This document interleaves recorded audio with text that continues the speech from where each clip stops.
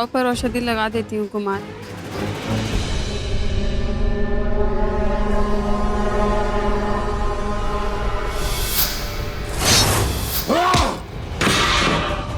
तुम्हें क्या लगता है एक स्त्री की दी हुई चोट से हमें पीड़ा होगी?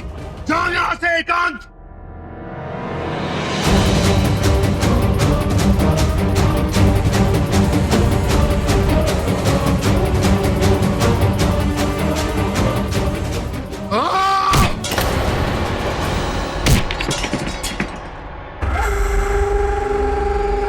इतना तो साहस कि पर्वतत्व ने केतु को घाव दिया। इसने बहुत अभिमान है इसे अपने पिता की दी हुई शिक्षा पर। मैं तोड़ूंगा ये अभिमान, बम काट कर पिंजरे में बंद कर दूंगा मैं इस स्वतंत्र चिड़िया को। इस अभिमानी को दासी बनाकर अपने तलवों के नीचे कुचल नहीं दिया तो मेरा नाम पर्वतत्व ने केतु नहीं।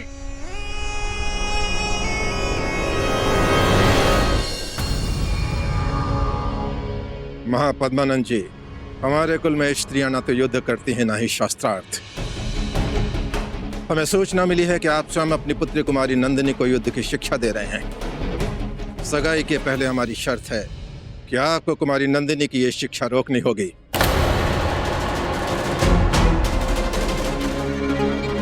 ये आप क्या कह रहे हैं? हम जो कह रहे हैं बहुत सोच समझ के कह रहे हैं। ये हमारा अंतिम निर्णय है। आपको अपनी पुत्री और हमारी होने वाली बहू की युद्ध की शिक्षा रोकनी होगी। किंतु नंदिनी के जीवन का अभिन्न अंग है। नंदिनी ये विद्या बचपन से सीख रही है। हमारे कुल की परंपरा है कि स्त्रियां पर्दे के पीछे रहकर घर संभालती हैं, रणभूमि में अश्व की लगाम नहीं। मैं समझ सकता हूँ, किंतु नंदिनी का प्रक्षण पूर्ण होने में बस कुछ और समय है। यदि पर्वतक राज्य में ये बात फैल गई तो वहां के निवासी राजनंदिनी को कभी स्वीकार नहीं करेंगे। महापद्मानंद जी, मैं जो कुछ कर रहा हूँ वो अपने लिए नहीं, आपकी बेटी और हमारी होने वाली बहू के लिए कर रहा हूँ। उचित कहा आपने। और मगध को आपकी ये शर्त स्वीकार है। किसने कहा था तुम्हें बीच में बोलने के लिए? तुमने क्यों स्वीकार की ये शर्त? मेरी पुत्री के लिए उचित अनुचित का निर्णय मैं लेता हूँ। तुम होती कौन हो उसके लिए निर्णय लेने वाले? बार बार एक ही प्रश्न पूछने की आवश्यकता नहीं है। कितनी बार स्मरण करवाऊं कि मैं तुम्हारी पहली पत्नी हूँ। और सच तो यह है कि तुमने अपनी बेटी को कुछ ज्यादा ही ढील दे रखी है। पर निकल रहे हैं उसके। अरे युद्ध कला की क्या आवश्यकता है? और वैसे भी एक लड़की को इतनी छूट देना उचित नहीं अवंतिका। वो मेरी बेटी है, उसके लिए क्या अच्छा होगा क्या नहीं वो तुम ना ही बताओ तो अच्छा होगा। और आप एक ही रात में उसके अधिकार छीनने को तैयार हो गए। आप जानते हैं उसकी पुस्तकें उसके अस्त्रों से कितने प्रिय हैं। कैसे छीन सकते हैं आप उसे? और आपने शर्त मानी क्यों? क्योंकि यह शर्त उचित है अवंतिका। समय रहते अगर लड़की के पाँव में बेड़ियां बांध दी जाए तो अपनी सीमा पार नहीं करती। आज उसे ज्यादा उत्साहित किया तो जो विवाह के पहले बंधन नहीं जानती वो विवाह के बाद पर पुरुष से संबंध बनाती है।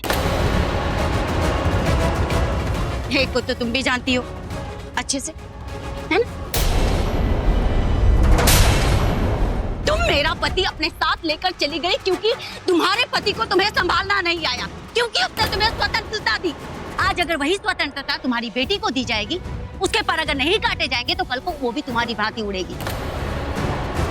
इसलिए उसका विवाह ऐसे पुरुष से होना आवश्यक है जो उसके पिता के भांति ही शक्तिशाली हो। पिता अपनी बेटी को उस घर में भेजता है जहाँ पर उसका भविष्य वर्तमान सुरक्षित रहे। जिस मलय केतु ने पूरे मगध की रक्षा की, उससे संबंध तोड़ना ठीक नहीं होगा। इससे अच्छा है जाकर नंदिनी को समझाओ कि वो शर्त मान ले। आज की बात यदि मेरी पुत्री के विषय में कुछ भी कहो तो काट कर रख दूंगा तुझे। काटने में तो तुम्हें महारत हासिल है, परंतु मैं जो कह रही हूँ क्या वो अनुचित है? एक बात बताओ ना, फिर तुम जैसा व्यवहार अपनी बेटी के साथ करते हो क्या दुनिया की सभी स्त्रियों के साथ वैसा ही व्यवहार करते हो? नहीं ना? बहुत सपने पाले अपनी बेटी के लिए, पर क्या हुआ? उसे दूसरे के घर तो जाना ही है ना। उसे वहां जाना है जहाँ उसका नहीं, उसके पति के शासन, उसके नियम चलते हैं। तुम अपनी बेटी के लिए एक दृढ़ और शक्तिशाली युवक चाहते थे ना, तुम्हारे जैसा। इसलिए एक बेटी का पिता बनकर मत सोचो, उसके होने वाले पति की भांति सोचो। कौन पति चाहेगा कि उसकी पत्नी उससे अधिक शिक्षित हो, उससे अच्छे शस्त्र चलाना जानती हो? तुम सह पाते? नहीं ना? क्योंकि तुम जैसा पुरुष उसके लिए चाहते हो वैसा पुरुष ना किसी स्त्री के दबाव में रह सकता, ना ही उसकी मनमानी सह सकता।